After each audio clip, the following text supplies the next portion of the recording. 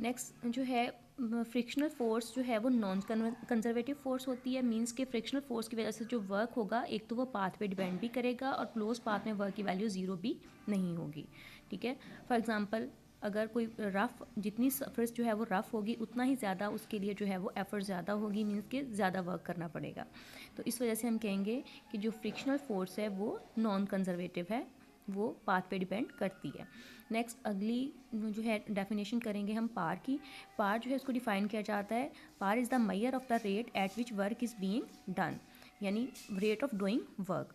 पार find out करने के लिए फॉर्मूला आ जाएगा, power is equal to delta W over delta T.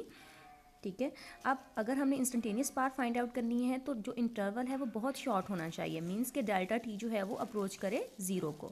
फिर इसके लिए इंस्टेंटेनियस पार फाइंड आउट करने के लिए हम यहाँ पर limit delta T approaches to zero लगाएंगे, तो ये बन जाएगी इंस्टेंटेनियस पार। इसका फार्मूला बनेगा limit delta T approaches to zero delta W over delta T. Next find out करेंगे हम लोग रिलेशन फॉर पार, जिसमें जो है पार को हम in terms of force and velocity जो है वो एक्सप्रेस करेंगे।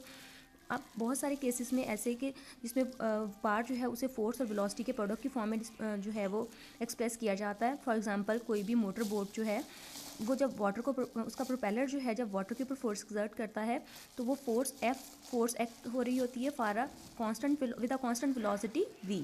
तो इस केस में पार जो है उसके लिए हमने इंस्टेंटेनियस पार का फार्मूला लिया है। अब इंस्टेंटेनियस पार के फार्मूला में यहाँ पर हमने डेल्टा डब्ल्यू की जगह जो है वो एफ डॉट डेल्टा डी लगा दिया, क्योंकि आपने पढ़ा है पीछे कि वर्क जो है वो एफ और डी का जो है वो डॉट प्रोडक्ट होता है। ये चीज़ें पुट की। अब लिमिट जो है वो delta T approaches to zero को जब हम डेल्टा डी और डेल्टा टी के साथ लगाएंगे तो ये वेलोसिटी के बराबर होता है। तो यहाँ से देखें कि पार जो है वो बराबर आ गई एफ डॉट वी के।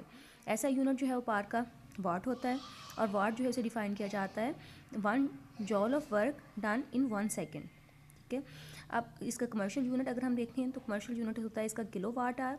1 किलो वाट आर जो है वो 3.6 × 10⁶ जॉल के बराबर भी होता है, या आप इसे 3.6 मेगा जॉल भी कह सकते हैं।